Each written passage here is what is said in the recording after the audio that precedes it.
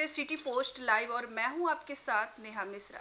बिहार की राजनीति हमेशा गठबंधनों और चेहरों के इर्द गिर्द घूमती रही और इस बार भी सबसे बड़ा सवाल यही है कि क्या नीतीश कुमार बिना नरेंद्र मोदी के असरदार रह पाएंगे। 2025 विधानसभा चुनाव से पहले यह बहस फिर तेज हो गई है, क्योंकि एक और जेडीयू के एनडीए से अलग होकर खुद को जनता का विकल्प बताना शुरू कर दिया है। वही भाजपा बीजेपी अपने दम पर चुनावी रण में उतरने की तैयारियां में। अब बात करें 2020 के विधानसभा चुनाव में नीतीश कुमार और नरेंद्र मोदी की जोड़ी ने मिलकर एनडीए को 243 में से 125 सीटें दिलाई थी। दिलचस्प बात यह रही कि जहां जेडीयू की लोकप्रियता घट रही थी, वहीं मोदी के नाम पर भाजपा को भारी लाभ मिला। प्रधानमंत्री नरेंद्र मोदी ने बिहार में करीब 12 से अधिक बड़ी रैलियां की थी, जिनका असर सीधे सपाट नतीजे में दिखा। अब भाजपा ने बीजेपी ने तब 110 सीटें में से 74 सीटें जीती, लगभग 67% स्ट्राइक रेट, जबकि जेडीयू के 115 सीटें में से 43 पर जीत दर्ज की, सिर्फ 37% स्ट्राइक रेट।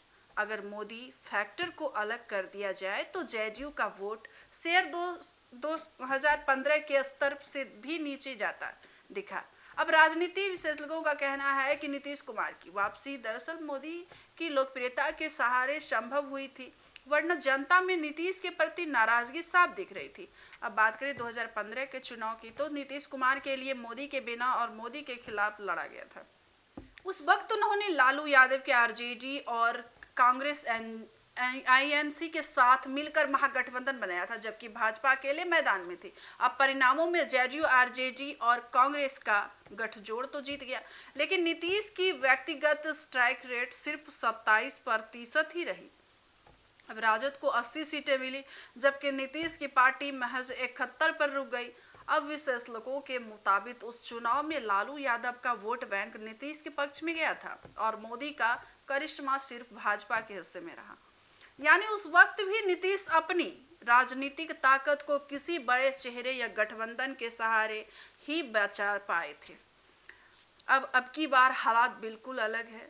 देखिए, नीतीश कुमार ना तो एनडीए में है ना महागठबंधन में।